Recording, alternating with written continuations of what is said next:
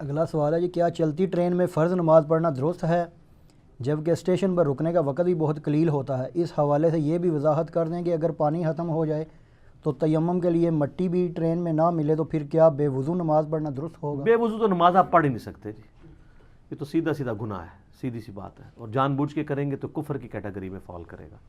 طہارت تو کنجی ہے جی، تو بنیاد ہے۔ صحیح مسلم کی حدیث ہے صفائی نصف ایمان ہے، وہ اسی لیے نا ہماری ساری عبادات صفائی کے ساتھ جڑی ہوئی ہیں، چاہے وہ حکمی نجاستیں ہوں چاہے حقیقی نجاستیں۔ تو اب اس کیس میں آپ یہ کریں گے کہ بخاری میں حدیث ہے کہ نبی علیہ السلام فرض نماز ہمیشہ سواری سے اتر کے پڑھتے تھے، قبلہ رخ کا اہتمام، اور فرض کے علاوہ ساری نمازیں، ایون بخاری میں آتا ہے وطر بھی آپ سواری پہ پڑھتے تھے، اور رکوع اور سجود کے لیے صرف سر کا اشارہ کرتے تھے، یہ نہیں کہ پھٹا سامنے رکھنا ہے، اور سواری جدھر مڑتی تھی آپ اس طرح ہی نماز پڑھتے رہتے تھے، استقبال قبلہ کا بھی اہتمام نہیں کرتے تھے۔ لہٰذا نوافل تو آپ رج کے پڑھیں، بیٹھ کے پڑھیں، جس طریقے سے مرضی ٹرین کے اندر۔ اب مسئلہ آ جائے گا نماز فرض کا، تو ٹرین تو آپ کے اختیار میں نہیں کہ آپ اسے روک سکیں، پھر اسٹیشن پہ بھی رکتی ہے تو اتنی کم دیر کے لیے کہ آپ کو ٹائم ہی نہیں ملے گا نماز پڑھنے کا، تو آپ نمازوں کو جمع کر لیں، مصیبت ہی ختم ہو جائے گی۔ آپ ظہر اور عصر کی نماز آج کل دن کو 12 بجے سے لے کے شام 5 بجے تک پڑھ سکتے ہیں، تو 5 گھنٹے میں تو کوئی جنکشن آ ہی جاتا ہے، بلکہ پورا کا پورا ہی آپ کی ٹائمنگ ایسی ہوتی ہے کہ کوئی نہ کوئی آپ کو، اور مغرب اور عشاء رات کو غروب آفتاب سے لے کے فجر کا وقت داخل ہونے سے پہلے پوری رات 12-14 گھنٹے کی کسی بھی وقت مغرب عشاء پڑھ سکتے ہیں، نمازیں جمع کریں۔ میرا یوٹیوب پہ کلپ دیکھ لیں، کیا نمازوں کو جمع کرنا حرام ہے؟ تو میں نے مسلم شریف کی احادیث سے اپروپریٹ اس کی چیزیں بتائی ہیں، تو کبھی نوبت نہیں آئے گی۔ اس کے باوجود کوئی بالکل کرٹیکل سچویشن آ گئی ہے، نماز قضا ہو رہی ہے، جیسے اب فجر ہے وہ تو اب جمع نہیں ہو سکتی، اس کے لیے تو وہی 1.25 یا 1.5 گھنٹہ ہے، اور ٹرین میں آ گئی ہے، تو پھر آپ اندازہ مقرر کر کے قبلہ رخ کا اہتمام کریں۔ عموماً ٹرین سیدھی چل رہی ہوتی ہے، بہت کم ہوتا ہے موڑ آئیں، اور اگر آ رہے ہیں اس اعتبار سے اپنا تھوڑا سا رخ بدلتے جائیں، جیسا کہ آپ سعودی ایئر لائن میں جائیں نا تو وہاں پیچھے نماز کی جگہ بھی انہوں نے بنائی ہوتی ہے، سعودی ایئر لائن میں مصلی ڈالا ہوتا ہے، اور وہاں پہ کعبہ بھی سامنے نظر آ رہا ہوتا ہے، ادھر ادھر ہو تو وہ اندازہ بھی ہو رہا ہوتا ہے، تو آپ نماز قبلہ رخ کا تو اہتمام کو فرض نماز کے لیے کرنا پڑے گا، سواری سے اترنا کوئی شرط نہیں ہے، اور قیام بھی کھڑا ہو کے کرنا ہوگا، اور ٹرین میں کوئی مشکل نہیں کھڑا ہونا۔ وہ کہتے ہیں جی وہ جھٹکے لگ رہے ہیں، تو آپ مطلب نبی علیہ السلام نے تو لاٹھی کے سہارے بھی نماز پڑھی ہے، صحابہ کرام نے، الموطا امام مالک میں موجود ہے تراویح کی نماز۔ تو آپ کسی ایک دیوار کے ساتھ یا کسی ایک جو ہے وہ کونے میں ٹیک لگا کے کھڑے ہو جائیں، لیکن قیام آپ کو کھڑے ہو کے کرنا ہوگا، قیام بیٹھ کے کریں گے تو نماز نہیں ہوگی، الا یہ کہ آپ مریض ہوں، فرض نماز کا قیام تو آپ کو کرنا ہی پڑے گا۔ اب رہ گیا تیمم کا مسئلہ، تو آج کل تو ٹرینوں میں پانی ہوتا ہے وضو کے لیے، بلکہ یہ جو چائنا سے ڈبے آئے ہیں ان میں تو وضو خانے باقاعدہ بنے ہوئے ہیں، ٹوائلٹس بھی بنے ہوئے ہیں، تو مسئلہ کوئی نہیں ہوتا وضو کا۔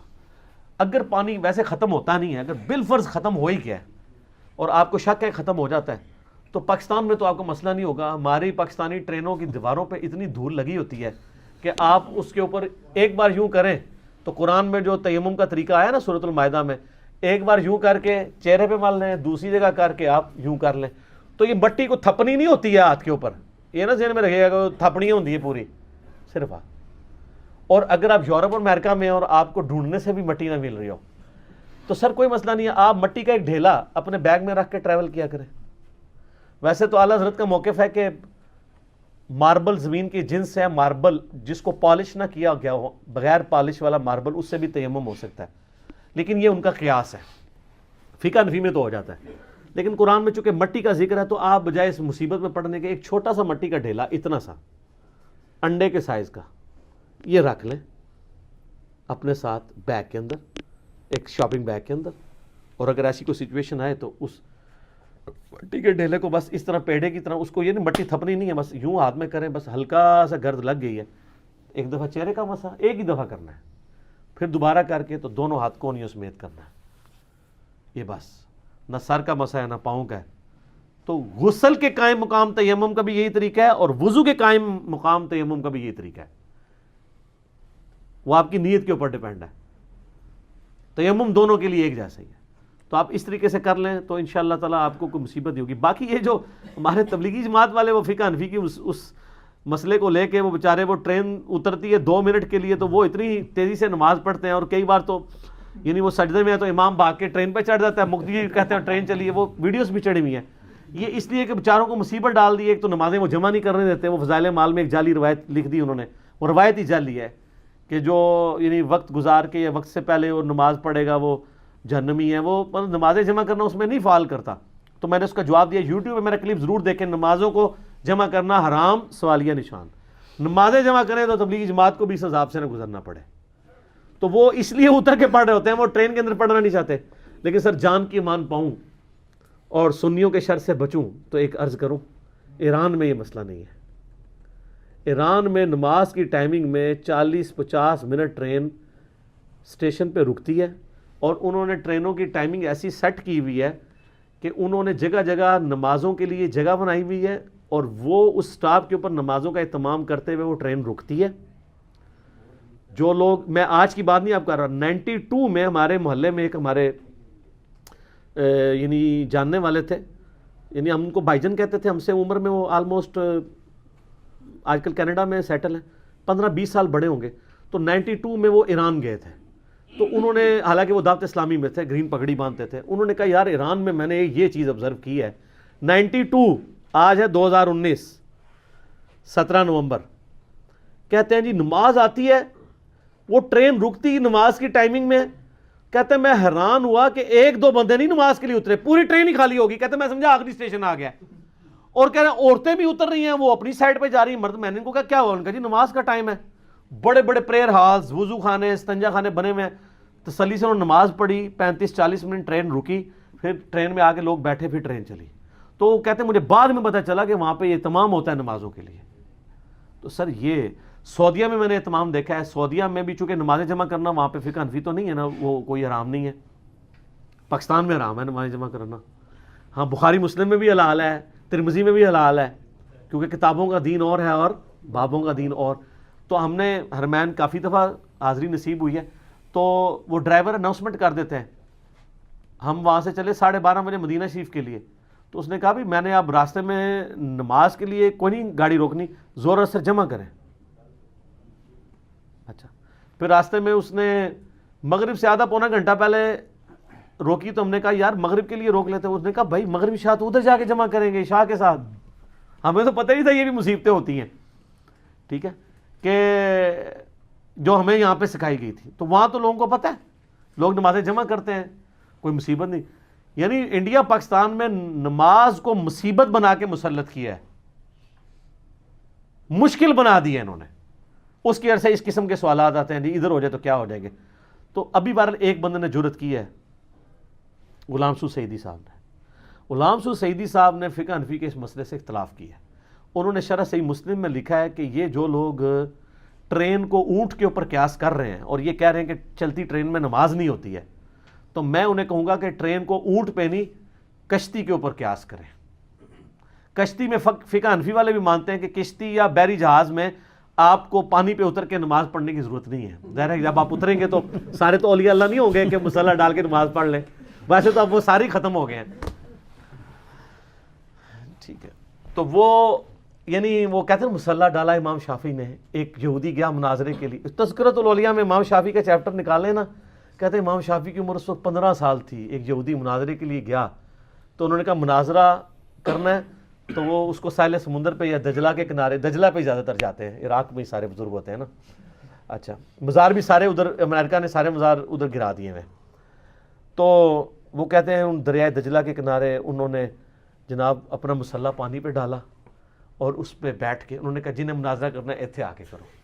کیڑا پاگل ہے جڑا ایتھے جا کے کرے گا مناظرہ. تو لیکن اب یہ سارے بزرگ ناپید ہو چکے ہیں. کیوں؟ کیونکہ نام ہے بابی, نام ہے بابی, میں ہوں مسلم, علمی کتابی, یہ ساری کہانیاں تھیں. اب کہانیاں پکڑی جائیں گی. میں کہتا ہوں یہ واقعہ آپ کوئی کر دے, پوری یورپین دنیا, امریکن سارے کلمہ پڑھ لیں, ٹھیک ہے. وہ کہیں ہم نے اتنی مصیبت جو اتنی کھڑی کی ہوئی ہے بحری جہازوں والی, ختم ہی ہو جائے. اچھا, تو وہ فقہ حنفی مسئلہ ہے کہ کشتی سے آپ اتر کے چونکہ سمندر یا پانی میں نماز تو نہیں پڑھ سکتے, لہٰذا کشتی میں نماز زمین کے ایکویلنٹ تصور کی جائے گی, صرف قبلہ رخ کا اہتمام کر لیا جائے. تو غلام سعود سعیدی صاحب نے کہا ہے کہ ٹرین بھی چونکہ ہمارے اختیار میں نہیں ہوتی, اس کا ڈرائیور ہم پہ ڈیپینڈنٹ نہیں ہوتا, ہم کار ہو تو روک لینا, لیکن ٹرین جو ہے وہ تو چل رہی ہے گورنمنٹ کی ٹائمنگ کے اوپر، ویسے تو گورنمنٹ کا کام ہے کرے، لیکن ٹرین بعض کا سیکیورٹی کی وجہ سے بھی نہیں روکتے، کسی بیابان جگہ پہ روک لیں تو ہوتا ہے مسلمان اسلامی بھائی وہاں پہ چڑھ دیں اور اسلامی بہنوں کا زیور اتروا لیں اور اسلامی بھائیوں کے وہ موبائل چھین لیں، ٹھیک ہے، اسٹریٹ کرائم بھی تو عام ہے، تو اس لیے بھی رسک نہیں لیا جاتا۔ تو انہوں نے کہا چونکہ اب ٹرین کا مسئلہ جو ہے اس کو آپ پھر اونٹ پہ یا گھوڑے پہ یا خچر پہ قیاس نہیں کریں گے، بلکہ اس کو آپ قیاس کریں گے کشتی کے اوپر۔ تو جب کشتی پہ قیاس کریں گے تو صرف استقبال قبلہ کا اہتمام کرنا ہوگا، ٹرین سے اترنا ضروری نہیں ہے۔ تو میں نے الحمدللہ پچھلے آلموسٹ 25 سال سے ٹرین کا سفر کر رہا ہوں۔ جن زمانوں میں نماز جمع کرنے کا قائل بھی نہیں تھا، اس زمانے میں میری کبھی کوئی نماز قضا نہیں ہوئی ہے۔ ہم ٹرین میں اہتمام کر کے قبلہ رخ کھڑے ہو کے چادر اپنے پاس رکھتے تھے سفر میں، ایک سفر میں چادر بھی ہونی چاہیے نا، لیکن یہ ٹرین کی گدی یا برتھ کے اوپر آپ نماز نہیں پڑھیں گے، اس میں ماتھا نہیں جمتا، سجدہ نہیں ہوتا زمین پہ، اور زمین کا آپ کو ناپاک ہونے کا یقین جب تک نہیں ہے وہ پاک ہے، پاک ہونے کا یقین ضروری نہیں ہے، ناپاک ہونے کا یقین، یہاں آپ کو بینیفٹ آف ڈاؤٹ ہے۔ اگر آپ کو یہ کنفرم نہیں ہے کہ یہ ناپاک ہے تو وہ پاک ہے، یہ کنفرم کرنا ضروری نہیں ہے کہ یہ پاک ہے۔